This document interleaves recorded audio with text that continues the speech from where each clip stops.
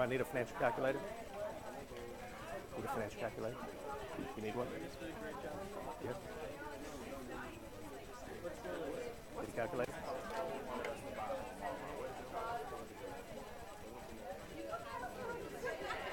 Well, this this is a professional, but it's the Texas Instruments BA2 Plus. Yeah, you don't need the professional, just the regular one, or borrow or something. Yeah. I noticed. I've already told him. I noticed you weren't here. That's okay.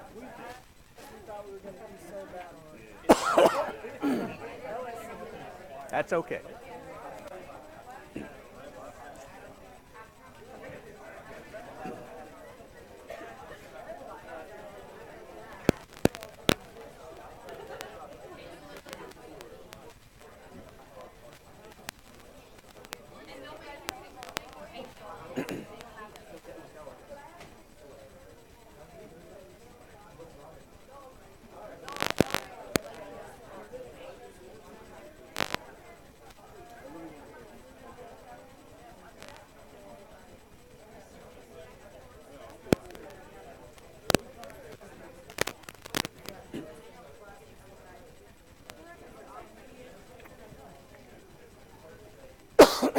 Okay, let's go ahead and get started today.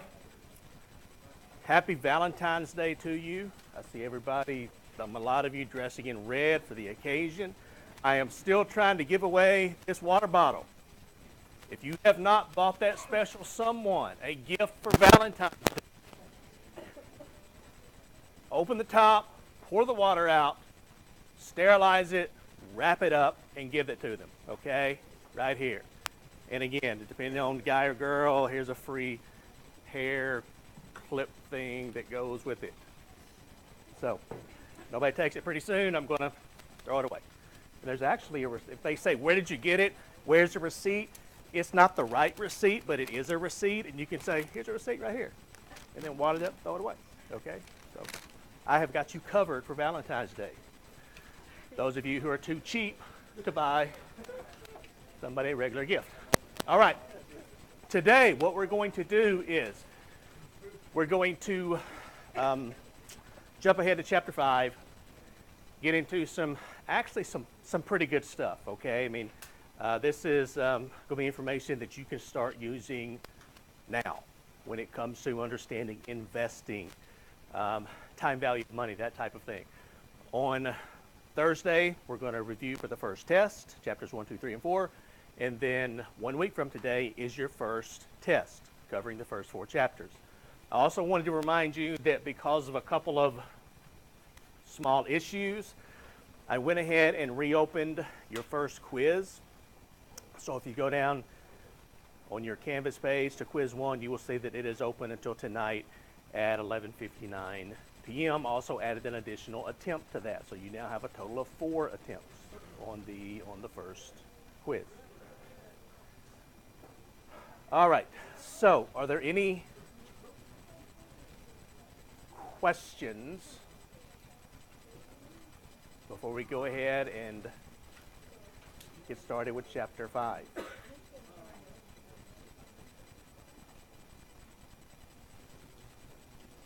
All right. Okay, so chapter 5, time value of money. We're going to spend quite a bit of time in this. We're going to spend probably 3 or 4 class periods just talking about chapter 5. The reason is it's the most important chapter we're going to cover all semester. Because if you don't understand chapter 5, you're not going to understand chapter 6, chapter 7, chapter 9, chapter 10. I mean, it builds upon itself. So what we're going to do is we're going to cover chapter 5. Then we're going to jump ahead to chapter 8. And the second test only covers 2 chapters, chapter 5 and chapter 8. Then we're going to come back to chapters 6, 7, and we'll just keep going. So, time value of money. Basically, what we're doing here is we're going to be taking money forward in time, or we're going to be taking money back in time. And this is useful because we can use this in terms of investments. We can use this in terms of valuing stock or valuing bonds or valuing a business. We're going to look at 3 different ways that you can calculate this. We're going to quickly look at formulas, although we're going to jump past that because it just slows us down some. We're going to quickly look at a table just to make sure that you understand what that is telling us. But basically, we're going to be using our financial calculator. So if you do not have a financial calculator, then you'll probably need to go back and review this recording on Tegrity before our next Chapter 5 class, which is going to be a ways off because of the review and the test. But if you have the BA2 Plus, that's what I'm going to be using for my examples. If you have a TI 87 or 89 or one of the graphing calculators, that will work, okay? And let me say this, as we're going through here and working these problems, if you're having trouble with something, okay, raise your hand, stop me, okay? That's not a problem because we're going to be covering a lot of material. And if you're sitting there not understanding something, thinking, well, I'll go back and do it when I get back to my, okay? Well, we're covering a lot of material, so you're going to probably forget what we did. So just stop me, raise your hand, and in 10 seconds, I can answer your question, and we'll move on, okay? If one of the larger graphing calculators, like we've got 3 right here in a row, you guys, I don't really want to say you're on your own because that sounds like I'm not supporting you, but you're kind of on your own, okay?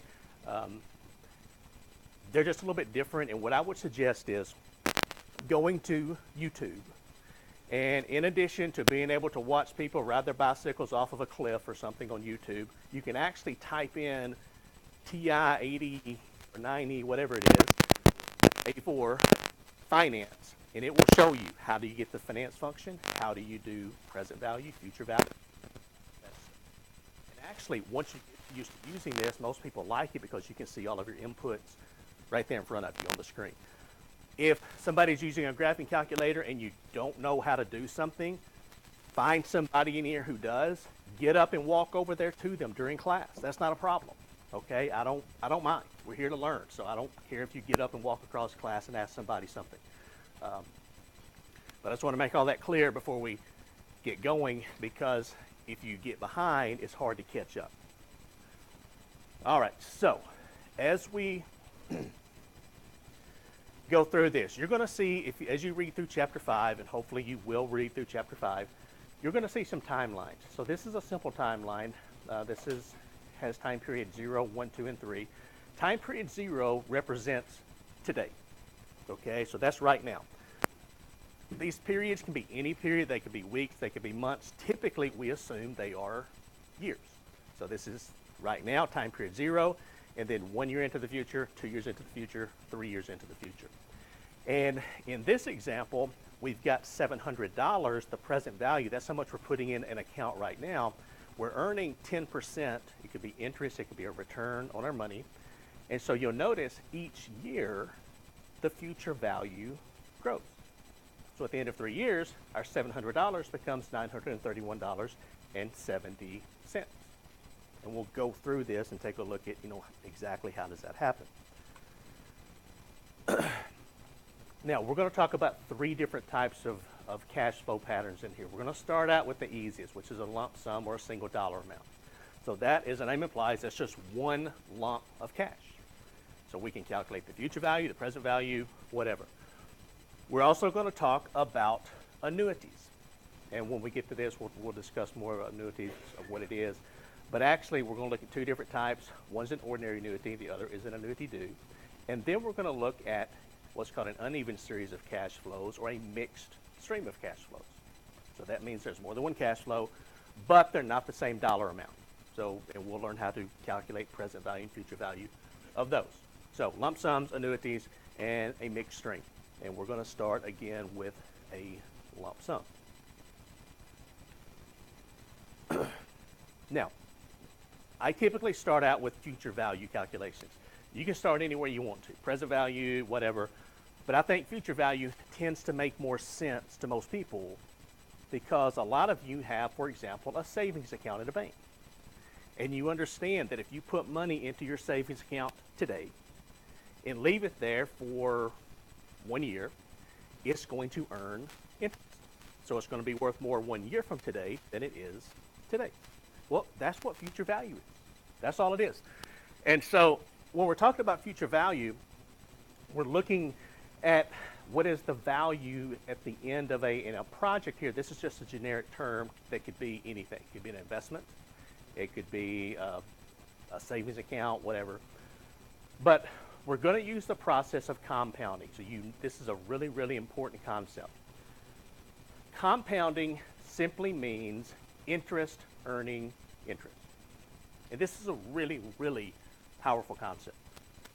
Because if you understand compounding, it can make you a really wealthy person. If you don't understand compounding, and if you're borrowing money, it can cost you a lot of money in terms of interest that you pay. So you really, really need to understand the concept of compounding. And as we look at this, again, this is compounding happening. Okay, this is what we looked at earlier. And as we take a look at the first formula, this is the future value of a lump sum formula. And this is where a lot of people in class panic. I say, oh my gosh, I knew it. The first 4 chapters, I was doing good. There wasn't a lot of math. Now, chapter 5, he's showing us a formula, and it's got all these letters, and I don't know what the hell it's saying. Okay? Okay, let's all calm down. Okay? What we're going to do is, this is going to be given to you on the test. This will be on the second test, not the first test. And really, you're not going to use this for calculation, really, but it's helpful in terms of if you forget what you need to enter into your financial calculator, it will tell you. You need 3 things. You need a present value, you need an interest rate, and you need a number of time periods. So again,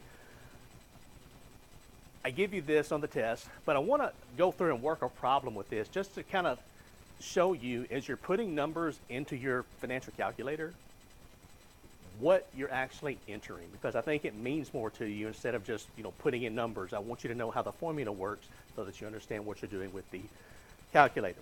Now, what this says is the future value at time period n. Time period n is any number of periods into the future. 1 year, 20 years, 50 years, whatever, is equal to the present value, that's how much you put in today, multiplied by 1 plus r. R is the interest rate or the rate of return raised to the nth power. Again, n is the number of time periods in the future. So you'll be given the present value, you're given r, and you're given n. You just plug the numbers in, do the math. Now, again, a lot of people look at this and they get a little confused because of all the notation. So let's take a look at exactly how this formula works. Now, if we want to calculate future value, we have several options. Now, this says we want to find the future value of $700 invested for 3 years, earning 10% per year. So one option is we could simply take, for the first year, 700, which is how much we start with, multiplied by 1 plus the interest rate. In this case, it's 0.1, 10%. And that's going to equal, after the first year, $770. So we've got the $700 we put in plus the $70 of interest that your money earned. For the second year, we start out with $770, multiplied by 1 plus the interest rate, we end with $847. Now, somebody tell me, the first year I earned $70 in interest, the second year I earned $77 in interest. Why did I earn more the second year?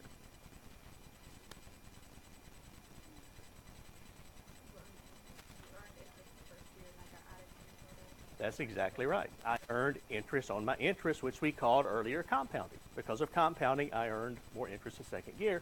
And then in the third year, I start with my 847, I earn 10%, and I end up with 931.70. Okay, so, this is one way. So if I had a 20-year problem, I could just do this calculation 20 times. But it's going to be a little time consuming. Another option, I can simplify it a little bit. I can simply say that the future value at the end of year 3 is equal to my starting amount, 700, multiplied by 1 plus the interest rate for the first year, multiplied by 1 plus the interest rate, representing the second year, multiplied by 1 plus the interest rate, representing the third year. So I've got my 3 years of interest here. And if I want to simplify this, I could rewrite it as 700 times 1 plus 0.1 raised to the third power. So my math people in here, is this correct? Can I rewrite this as this? Is that right? All right. So if I take 1.1 raised to the third power and multiply it by 700, I'm going to come up once again with $931.70. Now, for those of you who have a new calculator, let me point out one thing to you. Let's see here.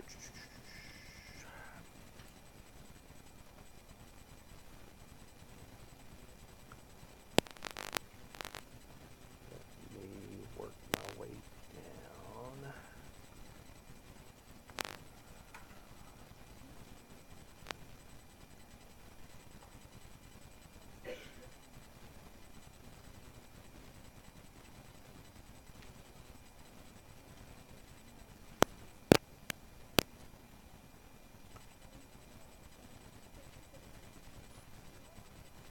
Okay, so this is what we're going to be working all of the examples with. Okay, so this is a giant Texas Instruments BA2 Plus. Now, a couple things. One is on, I think it was Thursday, I asked you to change to 4 decimal places. If you haven't to this point, you'll notice mine is set to 2 decimal places. I'm going to change to 4. So to do that, I'm going to use the format function right above my decimal. So to access that, I'm going to press my second key. Just press it one time, okay, and you'll notice the little second show up here, and then press the decimal. You'll see that we're set to 2. I want it set to 4, so to change that, I'm going to press the number 4. And then it tells me at the top of the screen to press the Enter key to lock it in. Now, the Enter key is found here, okay, the top row of keys, second from the left. It is not the equals key. So we'll press the Enter key. Now, if I press Clear, you'll notice I have 4 decimals. All right, now, if I am, the last, what we looked at, it was 1.1 raised to the third power. If you're new to this calculator, you'll notice the square key. That's pretty simple. You know, if you want a square number, you can just put in 8, hit your square key, and it's equal to 64. That's pretty simple. But if you're raising to some exponent other than the second, for example, the third power, which we just looked at, or the fourth, or the 10th, or whatever, you're going to use the y to the x key, which is found here. So in the problem, it was 1.1, and then y to the x, 3 for the third power, and then press your equals key, and you'll see that equals 1.3310. And then we multiply that by the $700 present value, and that gives us $931.70, which is what we found using 3 or 4 different methods now. We're getting the same number, which I'm guessing that's good as long as that's the correct number. All right, so I just wanted to point that out to you. We'll get back to the calculator in just a second. All right. All right, so here we were. So again, that's the 931.70.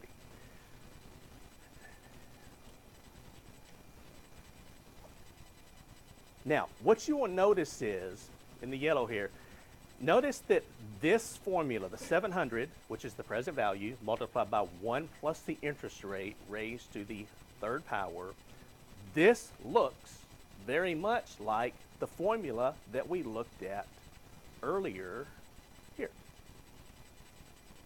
So basically, the formula is just helping us. It's simplifying the process of calculating future value. So instead of having to go through calculation after calculation after calculation, we can simply put the number in the formula, and if we want to find the future value 50 years into the future, we can do that in about 10 seconds.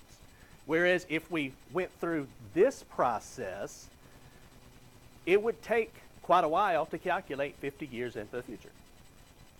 So that's all the formula tells us. So I show you this because I want you to take a look at these formulas, and some of you are fine with it. It's not a problem whatsoever. Others aren't so comfortable, so I want you to take a look at it and you think, hey, this is here to benefit me, and it makes life a little bit easier for me, okay? So this is plugging the information into the equation. Our 700, 1 plus the interest rate raised to the third power, and this would be the solution. So that's what we found working through it with our formula. Okay, now I know you can't see this. These are just a lot of small numbers. I'm just going to explain what this is really quickly.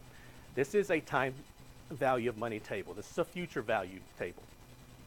And so what you have here across the top, you have interest rates. Down the left-hand side, you have periods, time periods. And in between here, you have what's called future value interest factors. So basically, what somebody has done is they have for each interest rate and for each time period, so this part of the equation, the 1 plus r raised to the nth power, somebody has simply gone through and they have said, what is 1 plus 1% raised to the first power? What is 1 plus 2% raised to the first power? What is 1 plus 10% raised to the 14th power? They've gone through and done that calculation for you. So that's the number that you would see here. So for example, in the problem that we've been working, which is $700 multiplied by 1 plus 10% raised to the third power, the interest rate is 10%, n is 3. So if we go across to 10% and go down to the third time period, what you're going to see is the number 1.331, which is what we found using the formula. That's what we found here, the 1.331. This is the future value interest factor. So you're not going to be using the table to calculate things. I just wanted you to be aware that if you happen to see one of these, whether it's future value or present value, that's what all of those numbers mean. Is there simply the future value interest factor? And if you happen to want it to work this, you would simply take the present value, which is down here at the bottom, multiplied by the proper future value interest factor, and you're going to get the same answer. And so that is found here, where we find the right interest rate, find the number of time periods, and we come up with 931.70 using the table also. So again, future value of a lump sum, a couple of different ways that we can work it. The final way, which we're going to spend a lot of time with this during the semester, is using your financial calculator. So before we actually start punching numbers in and start working things, I want you to check a few things on your financial calculator, because a couple things. One, it may be new, or you might have borrowed it from somebody and they have the settings set something different than what we want. So what I want you to do, this is setting to 4 decimal places. Hopefully you have done this. If not, this is the step-by-step process. Okay, press this key, press that key, etc. The next thing I want you to check is the payments per year. So the payments per year key, and what we're going to be using is found, let me put it here. We're going to be using, this is our time value of money row of keys. Okay, so you'll see an N, I/Y, PV, which stands for present value, PMT, which stands for payment, and FV, which stands for future value. And notice right above the I/Y, it says P/Y. That stands for payments per year. So if you press the second key one time and then press the I/Y key, it should say payments per year equals 1. Some of yours may say 12, or may say 2, or may say 6, or whatever. So if it doesn't say 1, again, just press the number 1, press the Enter key to lock it in, and then press your clear button in the bottom left-hand corner a couple of times. And so you'll get in the habit of, as you're working problems, you'll get in the habit of just going, okay, I'm going to work another problem, let's check the payments, okay, that's correct, and you'll just finish. Because in here, your calculator is going to be set on 1 payment per year or 12 payments per year. That's it, okay, 1 or 12. 12 would be if we're dealing with something monthly, and as we talk about loan payments a little bit later, we may have to change to 12 payments per year, or if we deal with monthly deposits or investments, we have to change to 12 payments per year. All right, so that is the payments per year. The next item is how to clear your inputs after each problem. Now, as we go through this, I understand that if you're not familiar with the financial calculator, you're looking at this going, wow, this is a lot of work. We're having to look at all of this stuff. It's taking time. I promise you, by the time we get to the end of chapter 5, this is going to be second nature to you if you've been doing what you're supposed to. Now, once you enter information into your calculator, time value information, so we're putting in inputs here. So we're putting in information here, and we press our clear button. What happens is these inputs that we just entered are still there. So unless we put something directly over the top of those and work the same type of problem, we're going to get a really weird answer. Because, for example, let's say last time we used present value, this time we don't, we use payment. Well, the present value you entered last time is still there unless you clear it out properly. So the way to clear these inputs is once you've worked a problem and you've pressed your clear key to get back to 0, then in this order, you're going to press the second key one time, and you'll notice right above the future value it says CLRTVM. That stands for clear time value of money. Press that one time, and then the second key again, and in the bottom left-hand corner it says clear work right above your clear key. And again, this is going to be second nature. It's going to be fast. So you finish a problem, you're showing zeros, second, clear time value of money, second, clear work. And the reason I point this out, I want to make sure that everybody, when you press the second key, that you're pressing it one time. The reason I tell you this is because sometimes I'll see students and they'll be pressing the second key and they'll just start pressing it 6 or 7 times. Okay, it doesn't make it work better if you press it 6 or 7 times. Also, depending on where you stop, notice if I press it once, I'm using the second function. If I happen to press it twice, I'm not using the second function any longer. So if you just start pressing it and stop there, it's not going to help to go here because it's not going to show you the payments per year or whatever else you're looking for. Okay, so that's why I'm telling you, press it once, clear time value of money, second, clear work. Now you're ready to work the next problem. And again, this will become second nature to you. And also, let's see, one other thing, I believe. Okay, no, so that's it. We're good. All right. Now, as we're using our financial calculator, for basic time value of money problems, we're going to enter 3 inputs and solve for the 4th. So as long as you have 3 variables, and it doesn't matter which 3, we can solve for the 4th. This makes your life so much easier than using a formula where if you're not solving, for example, for future value or present value, then you have to use algebra to solve for the appropriate variable. Here, we don't have to do that. We just enter 3 variables, solve for the 4th. It doesn't matter what order you put these in. You can just start entering information.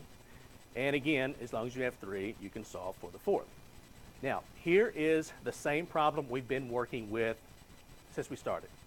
$700 deposited for 3 periods at 10%, and we're computing the future value. So to do this, and I'm going to explain to you why this is a negative number in just a second, but to do this, now I'm set on 1 payment per year, which is where I want to be, and I'm just going to start entering the information. Now I'll start here with the 700. So I'll put in 700. This tells me it should be negative. So to make it negative, I'm going to use my plus minus key here. And then I'm going to press my PV, present value. I'll put in my 10 next. Now, in the formula, it was a decimal, the interest rate. In the calculator, it's a whole number. So I'll put in 10, I/Y, and then 3, and then press the N key. So I've entered my 3 variables. I want to solve for the 4th, so I'm going to press my compute key in the top left-hand corner, the CPT key, and in this case, the future value key. And so this tells me if I invest 700 for 3 periods and earn 10%, I'm going to have 931.70, which is what we found using the formulas and the tables. Now, let me ask this, and please don't hesitate to raise your hand if it didn't work. Did anyone not come up with the correct answer? If you didn't, stop me. What about my TI-84 users? Right? What over here? No? Okay. Did somebody get the right answer on a TI-84? Okay. Would you please go over here to these smart people and get them started, because then they will be good to go. Once you get started, the rest of it comes pretty easily. Also, let me remind you here really quickly, if you go here on Canvas, there are some financial calculator tips. So for example, if you go here, if this is the BA2 Plus, there's some Hewlett Packards. There's also the Texas, this is a TI-83, but it'll work the same. And this was actually put together by, I don't want to save it, but I guess I will. This was put together by a student a while back. And so what you'll notice is with the graph, and most of the graphing calculators work the same, you'll notice that it kind of walks you through. You know, you go to the app section, then you go to finance, and there's a few different ways you can do it. He says this is the long way, and then you have a shortcut. So you go to your time value of money solver. I'm not sure, is that how you're doing it? I don't know how. Okay, doing that, okay. And then just some other information. So present value mixed stream, amortization schedules, other stuff. So there's a lot of information there if you happen to need it. All right. Now, let me point out something here. We entered the present value as a negative number. The reason is your calculator views cash flows as either positive or negative. So think of a negative cash flow as taking money out of your pocket to deposit. A positive cash flow is taking money out of an account and putting it back into your pocket. So to be technically correct, this $700 we took out of our pocket and deposited it into this account. So it should be a negative number. And then 3 years later, when we take the $931.70 out, it's a positive cash flow. This just tends to take a little additional time, and a lot of times I'm in a hurry when I'm working these. So typically what I would do is I would just put in 700, press the present value key, everything else I would put in, and then I would compute the future value. So that's what my solution would look like. As long as you understand that this is not actually a negative number, okay, you just took a shortcut, then I would suggest doing it this way. All I did was just put in the, now, notice that I've worked this problem, and so if I just change one or two variables, I can still compute it, and nothing else changes, okay? So if I wanted to work it again, I would put in 700 as my present value, 10 as the I/Y, 3 as my N, and now I want to press my compute key, FV, future value. There will come a time a little bit later in this chapter where it does matter whether something's a negative or a positive, but right now it doesn't. So you can just put the 700 in, calculate it, you'll have 931.70, and again, that's not a negative dollar amount. Okay, so we've beat that example to death. So let's do another example. Okay, here is, I just made this up. I used different scenarios. Let's say, for example, that you have just graduated. I mean, just graduated. You are standing outside of the CFSB Center. You've got your cap and gown on. Your family's there. Your friends are there. They're so proud of you. You're taking pictures.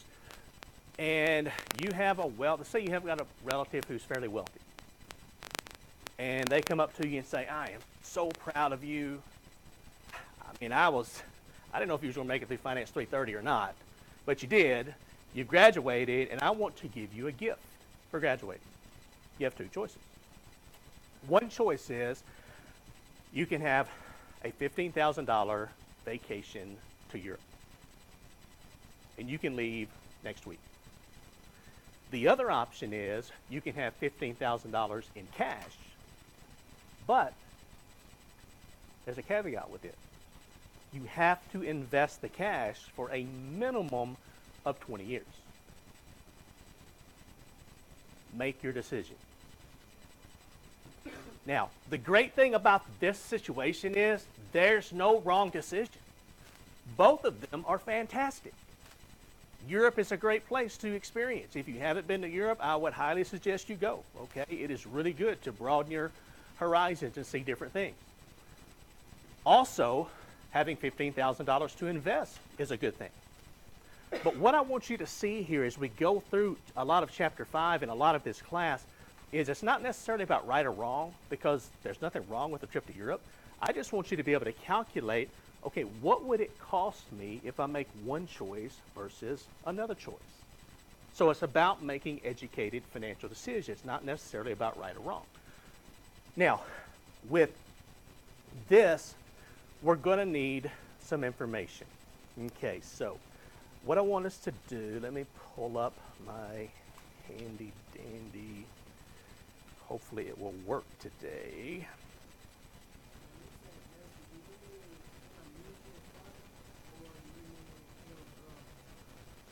That is up to you.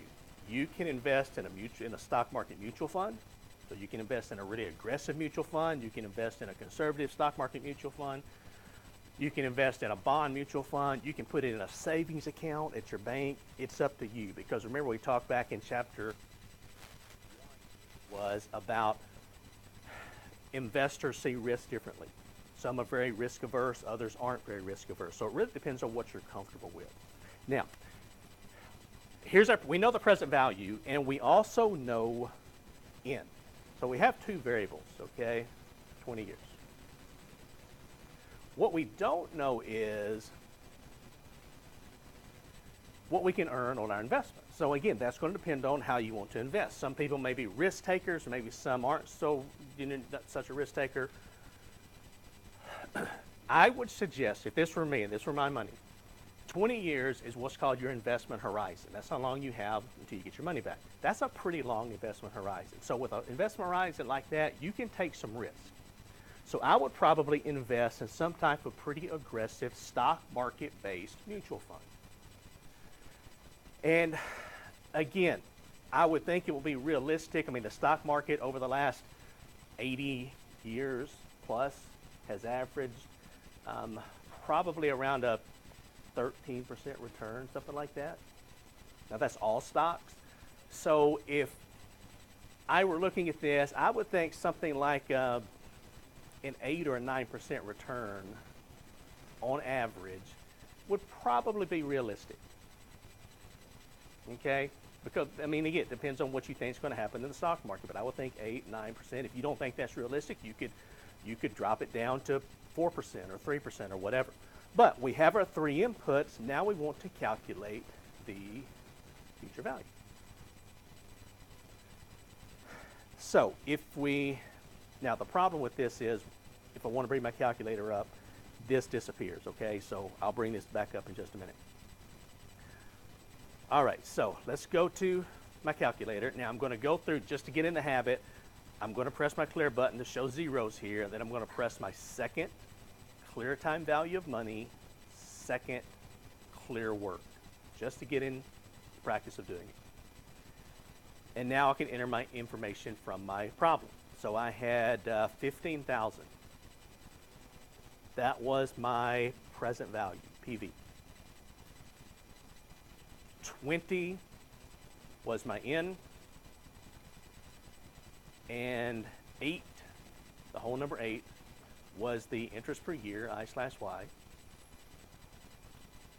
Now I want to compute, press the compute button, top left-hand corner, the future value.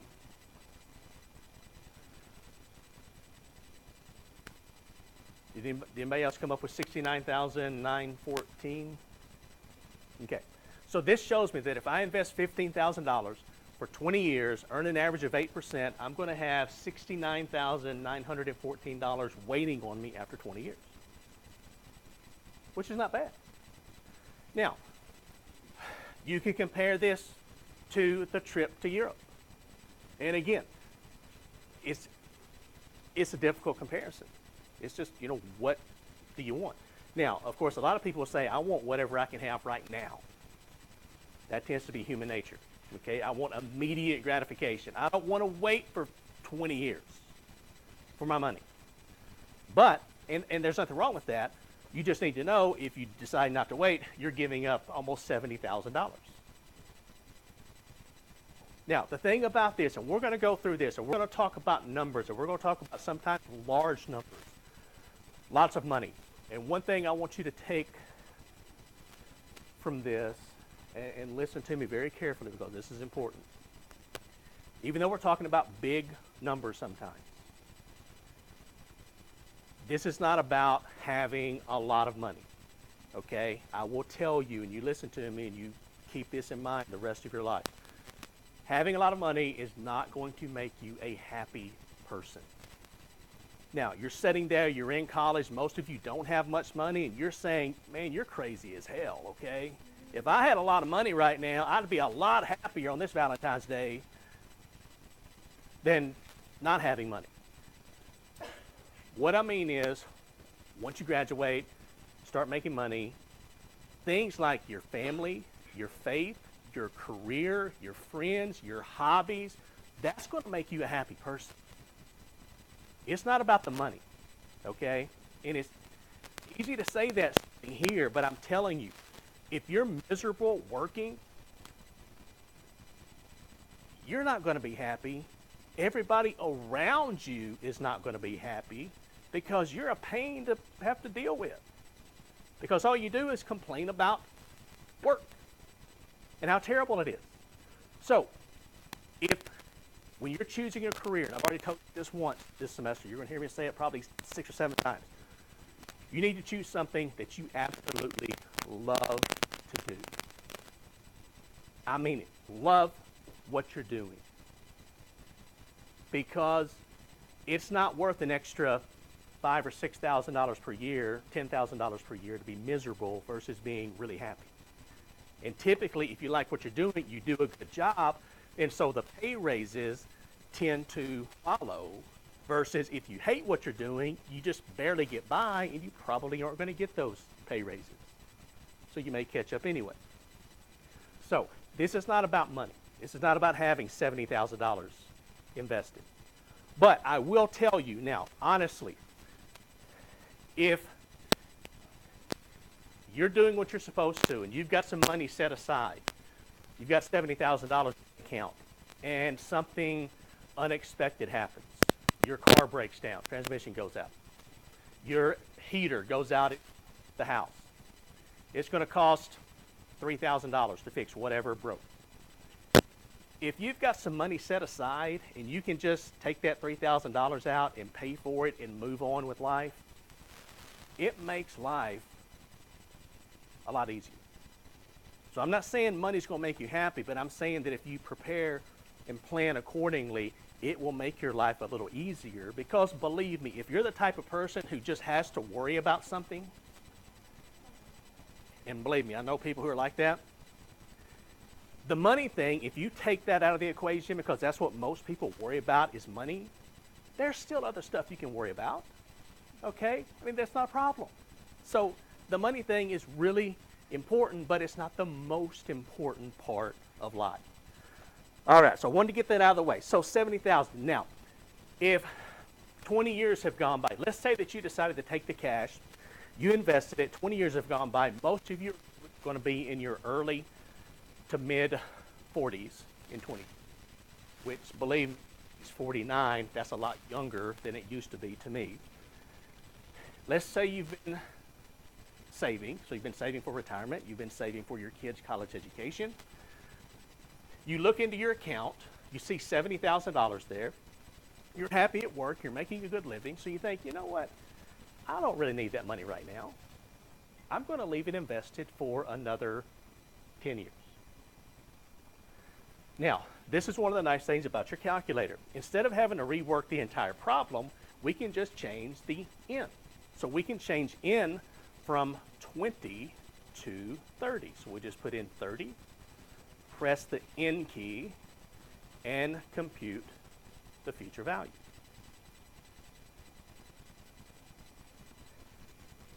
Now, what you'll notice is, anybody come up with this? 150, 939, also almost 151,000. How much additional money did you yourself put into this account over that 10-year period? None. Then what happened here, because we went from about 70 after 20 years, 10 years later, now we have over twice that much. We have almost $151,000. What's going on here? What? Interest earning interest, which we called what? Compounding. And you'll notice with compounding, I mean, let's say this is 30 years go by. You're in your early to mid 50s. And again, that's not old, okay? Believe me. I hate to tell you this, I mentioned this I think earlier in the class, but a lot of you are going to be working for probably close to 50 years. That's 5 decades. 1/2 of 1 century. That's why I said it's important to do something that you like to do. And also it's important that if you stop liking it, do something else. You've got 50 years. You can have 3 or 4 careers over 50 years, okay?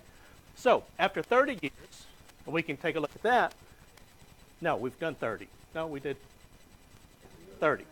Okay, so 30, you're in your mid-50s. Okay, I'm behind 10 years. After 40 years, you're 60.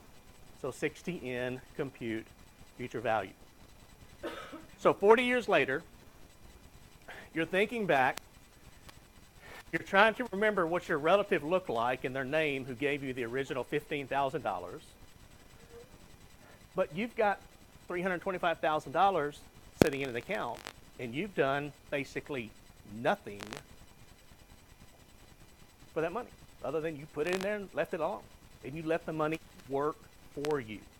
And so what you're seeing here, you're not seeing a nice linear growth. You're seeing from, based on the equation, the 1 plus r raised to the nth power, this is the key here, this exponent. You're seeing exponential growth. And so you'll notice that if you invest money for twice as long, it doesn't just grow by twice as much, it grows by more than twice as much. And that's the exponential growth, that's the compounding of money, that if you understand this, you don't have to invest a lot. You need typically a long period of time. This is the key, starting as early as possible. And if you start early, even if you don't have a lot of money to invest, you can still end up with a sizable amount of money that you can do with what you want. You can buy a house in Florida, you can move to Hawaii, you can donate it to the Humane Society, whatever, doesn't matter. Now, as we take a look at this, I mean, we could look at 50 years, for example. Here, I'll just do this for the heck of it. So 50, so now you're ready for retirement. Compute future value, and your $15,000 is now worth $703,000, which is a nice little extra amount of cash to have on hand to fund your retirement travel or whatever you want to do with it. All right, so again, this is not about really the numbers so much as just making an educated decision here. Most people would look at this, if they don't understand finance, they're like, wait a minute, 15,000 investing. I don't really like Europe, but yeah, I'll go to Europe because I want to get whatever I can right now. Now, you can see here also Excel has some pretty good tools. They've got present value functions, future value functions already built in. So if you're an Excel fan and you're at home, you can use that. Now, of course, in class, you need to use your financial calculator for in-class work and tests. Now that we understand future value of a lump sum, I want to look at another example really quickly to show you how you can use this. And what I want to do is calculate what it's going to cost your child or your children to go to college. We can do this because we know how to calculate the future value. Now, we need 3 inputs for this. And we're going to have to do some estimating here. First of all, we need a present value, which is what it costs right now for 1 year of college. And that includes tuition, living expenses, food, transportation, books, entertainment, everything. Now, I know different people live differently. Some of you are in state, some are out of state. Some are on, you've got scholarships, some don't, whatever. But what would be a realistic estimate of the cost of 1 year at Murray State University, everything included? 18,000? How much? 12,000? Why don't we split the difference? Why don't we say 15,000? Okay? So we'll say right now it costs $15,000 for 1 year of college at a Murray State, a public state university.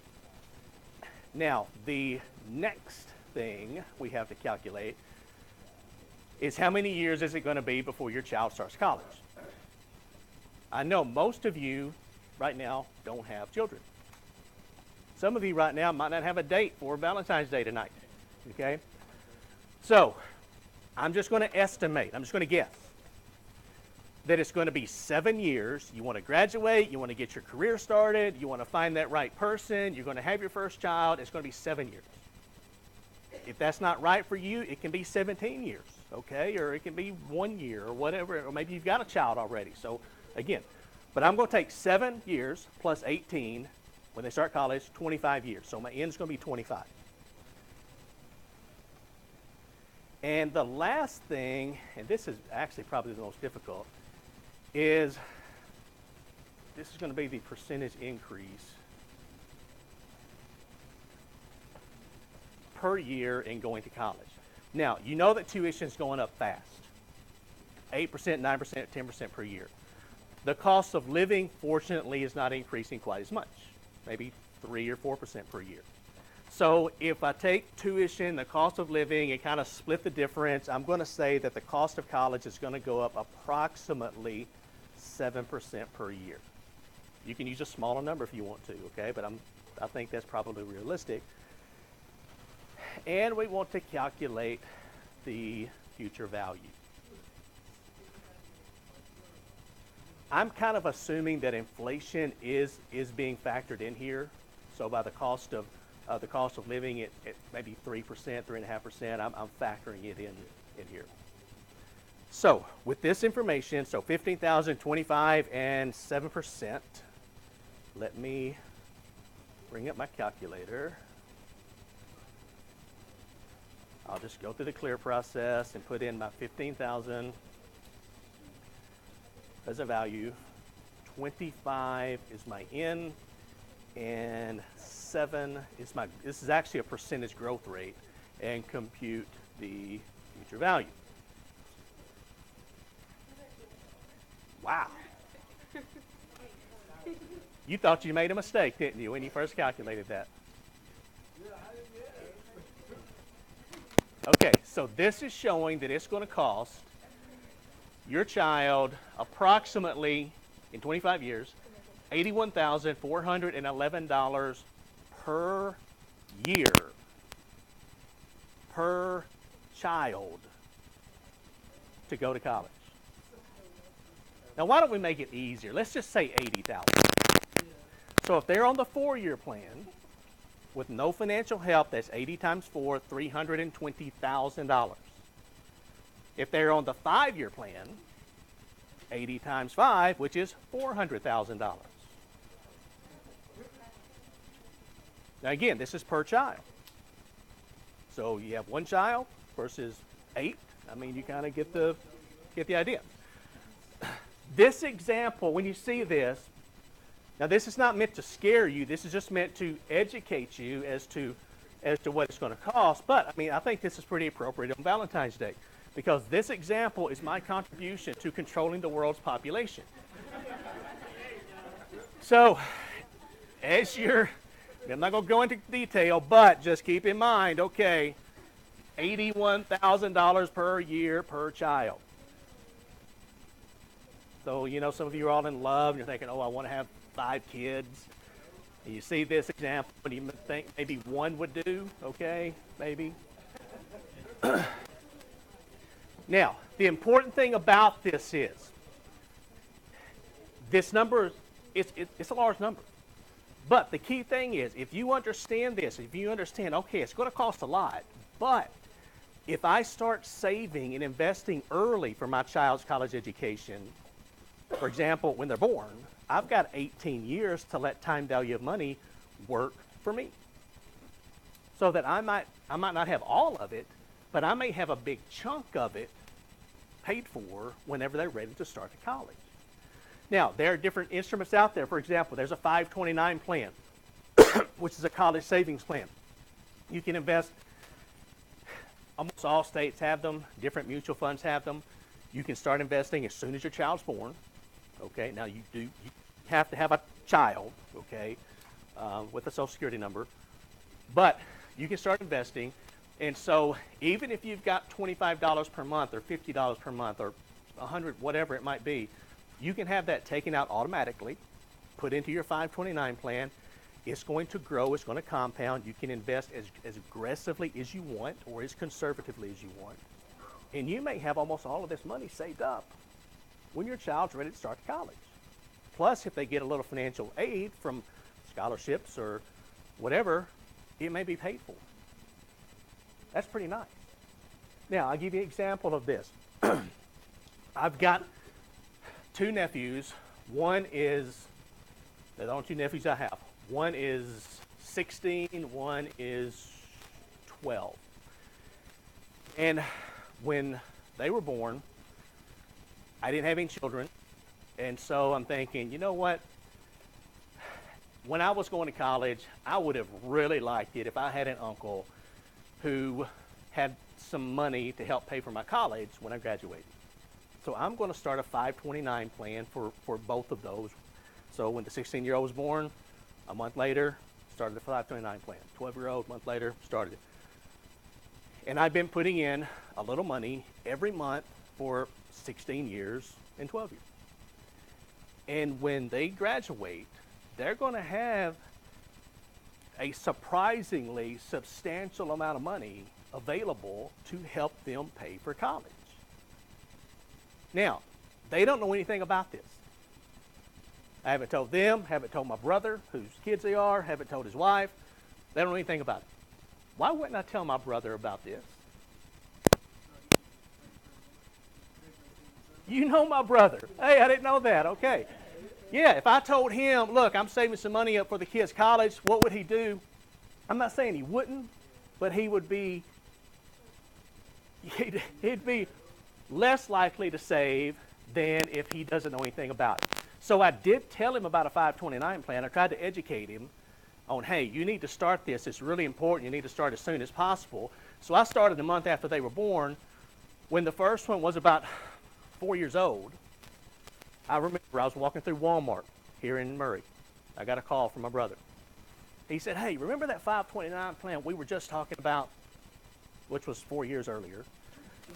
I said, yeah, I remember that. He said, well, can you give me some help? Where are some good places to look? Where are some good places to start researching? And so I told him, you know, different states have different plans. Some years, some are better than others. They have different fee structures and that type of thing. My plans are actually invested through, of all places, the University of Alaska. Now, that doesn't mean my nephews have to go to the University of Alaska. It just means at the time they had the best plan, they had the best returns, they had the best fee structure. And so, I mean, if they wanted to go to Alaska, they could, but they can go to any 4-year school, 2-year school, or technical college and use that money for education purposes. It's all, anything that it earns between what I put in and what it's grown to is all tax-free. No taxes involved.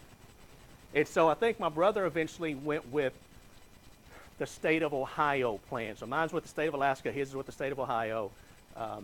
So again, it's just, and it's not a big, financial burden on me. It's just I don't see the money, it sits there, it grows, and I mean, they're going to have, again, a substantial amount of money. So if you understand this, and you understand, okay, if I start investing early enough, what happens? And we can take a look at that a little bit. We can actually calculate how much would you need to invest to come up with enough to pay for college. We can do that a little bit later. Now, in this example, we're using a public university. So, for example, some of you may be saying, look, I had to go to Murray State. My parents made me, it was close, that's all I could afford, whatever. I will tell you, you're getting a really good education here. But you may think, my kid's not going to Murray State. My kid's going to a private school. My kid's going to an Ivy League school. Well, we can calculate the cost of your kid going to that Ivy League school. We can just take the $15,000 out, and we can substitute in approximately $50,000. And we can recalculate the future value. So in doing this, if we put in $50,000 here as the present value and compute the future value, we can see how much per year it's going to cost your child to go to a private university. And I mean, again, I like, nice, simple numbers, so we can round it down to $250,000 per year, multiply it by 4, that's $1 million per child. It's up to you. But again, this is not about how much it's going to cost. It's about, if you understand this, you can start early. The time to figure out how to pay for your child's college education is not when they're 17. Okay? You don't sit down with a junior and go, okay, you've got 6 months of high school left. How are we going to pay for college? It's too late at that point. You start when they're born, when they're 1 year old. And you may think, well, my kid, man, they're going to be super smart. They're going to get a full ride scholarship. Or my kid's going to be really athletic. And so they're going to get a full ride athletic scholarship. That's fantastic. But I wouldn't count on it. So if you start saving, you start investing, and you've got the money set aside, and they do get a full ride scholarship, I'm sure you can find some things they can spend some money on, a computer, for example, or whatever other expenses that the scholarship might not cover. But you can also pass this down to siblings. So if you've got money sitting in the account that you can't spend because they got a nice scholarship, you can pass it down to other family members. And worst case scenario, let's say you've got $50,000 sitting there and you don't need it. Your kid decides not to go to college. You pay the taxes on it, and you go to Hawaii for a month. That's the worst case scenario. That's how it works. It's your money. You're not going to lose it. You just find something else to do with it, but you do have to pay taxes on it if it's not used for educational purposes. All right. That is your intro to Chapter 5. We're going to review on Thursday, have the test on Tuesday, and then I actually think we don't have class the following Thursday, but we'll talk about that later. So be worrying about test 1 right now. Don't worry about this. We'll get back to this later. Everybody have a great day. I will see you on Thursday.